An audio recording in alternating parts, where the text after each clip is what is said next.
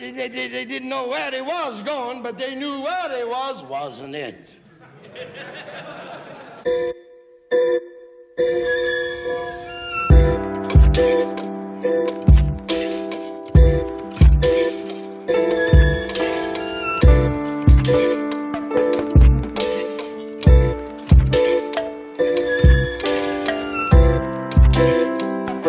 Yo me llamo Miguel Ángel Padilla, soy egresado de la FAD, antes, bueno, en mis épocas era la Escuela Nacional de Artes Plásticas. De algún modo, tanto la pintura como el video son digamos que dos herramientas, dos disciplinas artísticas que me han permitido de alguna forma, ¿no? Como, digamos que indagar un poco más en ello, ¿no? Y profundizar hasta cierto punto, ¿no? Que hay en mí, pero también que hay en mi entorno. La portada de Hear Más se llama El mono de la alopecia. Bueno, nació justamente por esa necesidad personal de jugar un poco, de experimentar con la idea del híbrido y, por ejemplo, hablar de lo que es el bestiario, ¿no? Que finalmente tenía como esta parte humana y esta parte animal, ¿no? Que se entrelazan.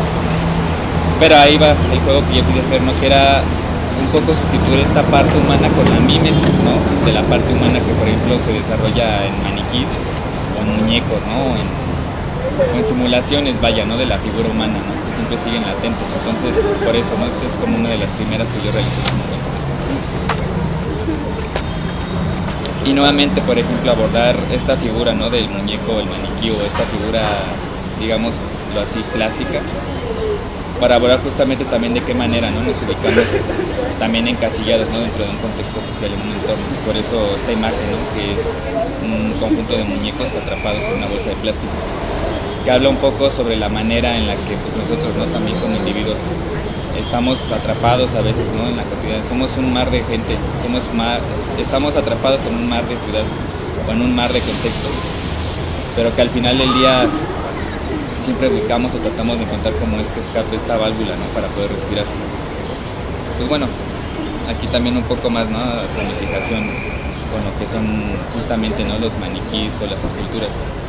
Estaba, por ejemplo, ahorita tratando de desarrollar algo sobre la agalmatofilia, ¿no? Que es una filia con los maniquís. Y es como un pequeño aprendizaje que ahorita estoy tratando de ir como desarrollando, ¿no? De manera personal, porque yo tenga esta fijación sexual, ¿no? Completamente, pero al menos creo yo que siempre el hecho de visualizar la figura humana representada, ya sea en una pintura, en una imagen, o hoy en día verlo en un maniquí o en un muñeco inflable incluso, ¿no? Creo yo que siempre te acerca a visualizar esta otra parte, ¿no? Digamos que hasta matérica o a lo mejor hasta objetual de lo que tú eres. Y es como curioso ver cómo, de qué manera, ¿no? Hoy en día, por ejemplo, muchas posturas, a lo mejor hasta sexuales o cuestionamientos, por ejemplo, feministas hablan sobre por qué se objetualiza, ¿no? El cuerpo de la mujer o el cuerpo masculino, ¿no? Y por qué no aprendemos a ver justamente como seres humanos, ¿no? Al individuo. Entonces es como parte de este planteamiento, ¿no? Que hoy en día pretendo yo entablar con esta serie, ¿no? Con estas pequeñas imágenes que estoy realizando. Y bueno,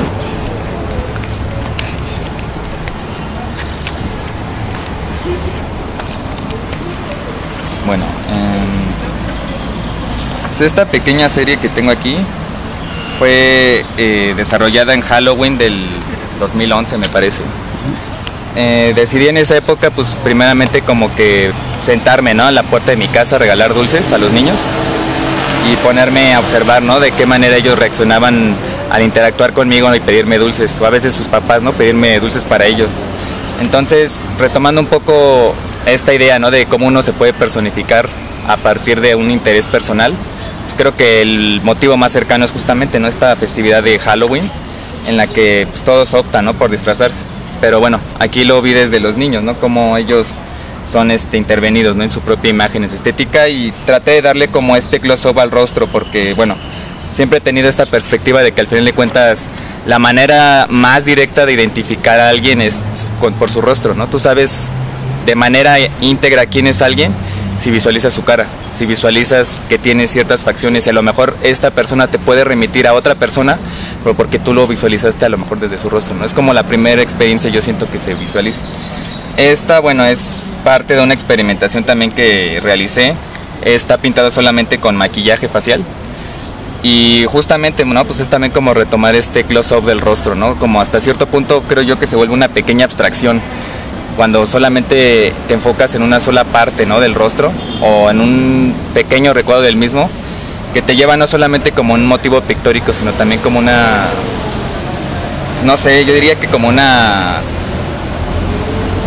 híjole, es que me es un poco complicado decirlo, es como, no sé, como llevarlo incluso como a una cuestión que puede ser grotesca también, pero dentro de un ideal de belleza, y sobre todo porque, bueno, estos retratos son parte de bueno, los retomé de un Tumblr que se la pasa tomando los close-ups de artistas o de famosos.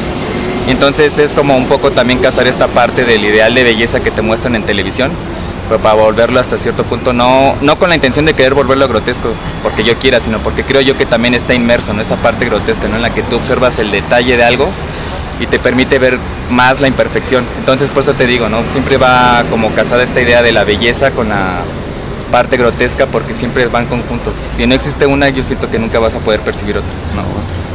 Y bueno, a ver, deja recuerdo qué más tengo. Bueno, esta es la portada, ¿no? Que hice para la revista. Y esa la digitalizaste y aparte, Sí, ¿no? Lleva todo claro. su proceso. Sí, generalmente mi proceso primero es análogo y posteriormente, bueno, ya lo digitalizo, ¿no? Y le doy cierto tratamiento a veces. Y bueno, pues la intención fue justamente, ¿no? Intentar representar lo que es la melancolía. Y fue un planteamiento que me hice, ¿no? De manera personal. Sobre todo fue curioso, ¿no? Digamos que sacarlo de esta forma, porque sí tuve como que algunos percances en su trayecto en su momento, que me facilitaron un poco, ¿no? Más que nada recordar o saber qué es la melancolía o sentir melancolía, ¿no? Por así decirlo. Y bueno, la imagen pues justamente, ¿no? Muestra esta parte, ¿no? En la que está un cuerpo inerte, ¿no? Es un maniquí que no tiene ciertamente, ¿no? Una sexualidad tampoco fijada, ¿no? Porque al fin de cuentas es algo que podemos sentir quien sea, ¿no? Siempre podemos sentirnos melancólicos en algún momento. Y es, por ejemplo, también retomar un poco este simbolismo sobre el mar. A mí por lo menos el mar creo que siempre me deja mucha inspiración o me entrega muchas cosas, porque por lo menos abordarlo desde la melancolía te remite a esta idea, ¿no? De lo que es la melancolía, la bilis negra. Entonces, por ello pintar un mar monócromo, ¿no? Un mar negro o un mar oscuro, que te remite justamente a esta parte en la que pues, tu organismo, ¿no? Tu ser se vuelve o se muestra envuelto, ¿no? En un momento de inestabilidad, en un momento en el que percibes la vida con disgusto, ¿no? O simplemente no te acoplas dentro de ella misma. Y entonces, pues es eso, ¿no? O sea, te ubicas a lo mejor dentro del ruido, ¿no? De la melancolía, por eso igual mostras toda esta serie de gaviotas en la playa, en este océano, ¿no? Inmerso. Pero también, de algún modo, ¿no? Creo que la melancolía te deja en esta parte como muerta interna, ¿no? O esta muerte simbólica, ¿no? En la que realmente ya no puedes hacer mucho en su momento, ¿no? O sea, simplemente ese momento, ¿no? El que te ubicas, te encuentras.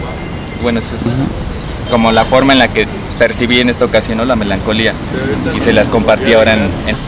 ¿Todos estos dibujos son lo que has hecho a lo largo de varios años o son más recientes? No, sí han sido como cosas que he realizado con el tiempo. O sea, de hecho, en algunos casos sí han sido, por ejemplo, bocetos que he realizado para pinturas, ¿no? Este es un boceto que hice para una pintura. Es un autorretrato, ¿no? Que desarrollé hace poco en pintura, y que, bueno, curiosamente lo llevo trabajando desde hace como 2 años más o menos, porque ahí es la parte como curiosa, ¿no? En la que te digo, a veces creo que mi proceso en pintura llega a ser un poco tardado, porque hay cuadros en los que sí creo que hay mucha carga simbólica o especial, ¿no? Este cuadro, por ejemplo, lo realicé ya en mi último semestre de la carrera, porque digamos que en algún momento, ¿no? Mi maestro de pintura me decía que mi trabajo para él era muy impersonal.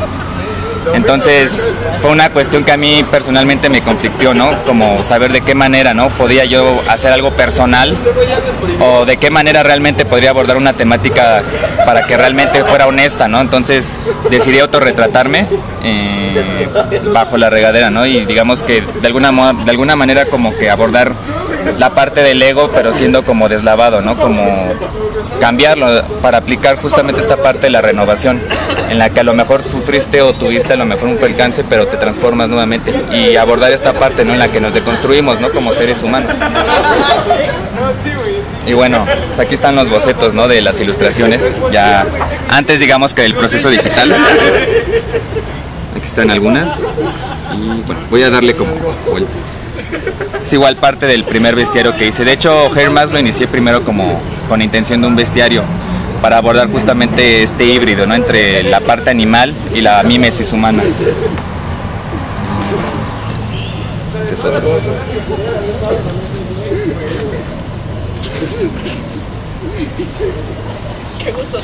Este, bueno, aquí ya lo coloreé. Se lo hice a una de mis mejores amigas que se llama Ruru Mi Panocha. Si tienen igual la oportunidad de checar su trabajo, la pueden buscar como Ruru Mi Panocha, y ella, bueno, aborda temáticas sobre sexualidades disidentes y sobre, bueno, las filias, ¿no?, que puede haber, por ejemplo, sobre cuerpos mutilados y demás, pero también el trasfondo, ¿no?, de los rituales mazahuas y nahuas, ¿no?, que hay en la sociedad. Bueno, es ya un pequeño comercial, ¿no?, que le hago a mi amiga.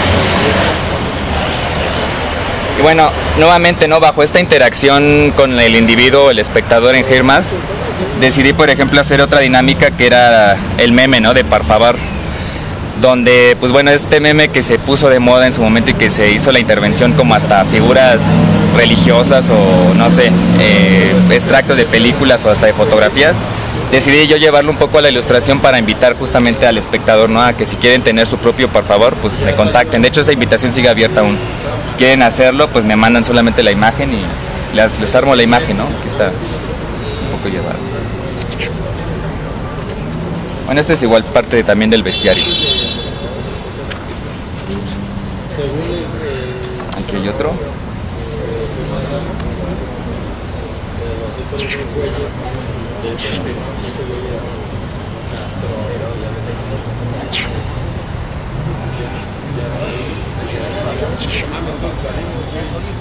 Los pocos que eran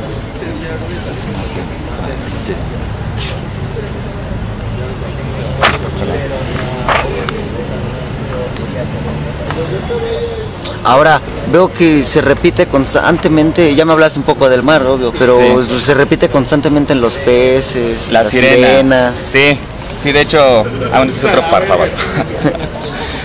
Sí, retomé un poco el personaje de la sirena dentro del bestiario. Fue algo como fue saliendo en el camino, porque bueno, creo yo que la imagen de la sirena siempre ha tenido también como un tratamiento, ¿no?, un manejo muy simbólico, ¿no?, a lo largo del tiempo. Entonces, hoy en día, por ejemplo, creo yo que plantear una sirena o un tritón tiene como una forma muy interesante, ¿no?, abordar, por ejemplo, también la manera en la que uno se identifica como ser humano, ¿no? Es justamente hablar como de este híbrido, ¿no?, que tú puedes generar. Entonces, la dinámica para hacer las sirenas fue abordar esta parte nuevamente, ¿no?, de la mímesis de la figura humana con el maniquí, para abordar entonces esa parte humana llevada como a este contexto de las diferentes sirenas que han habido, ¿no? Por ejemplo, está ya la sirena, ¿no?, que tiene la cola de pez. Pero, por ejemplo, encontramos también que hay, no sé, está por ejemplo las arpías, ¿no?, las sirenas que se ubicaban dentro de la época clásica, ¿no?, en la que se mostraba pues una perspectiva, ¿no?, de la sirena muy distinta. Y es muy chistoso porque, por ejemplo, también traté de abordar un poco la sirena más queer, ¿no?, que es abordar justamente esta hibridación entre lo que es, digamos, la figura biológica masculina, o bueno, la perspectiva del cuerpo humano masculino, pero llevado también a una cuestión más feminizada, ¿no?, o más femenino, por así decirlo. Entonces, creo yo que por esa línea trato de llevar, por ejemplo, ahorita el planteamiento, ¿no?, de las sirenas, a que al fin de cuentas creo que jugar a ser sirena te invita a hacer lo que tú quieras, ¿no? Es como desarrollar, es como vaya una perspectiva a la que yo le doy, el desarrollar justamente tu identidad o desarrollar lo que tú quieres abordar o ser, ¿no?, como persona, que extrapolas en la sociedad.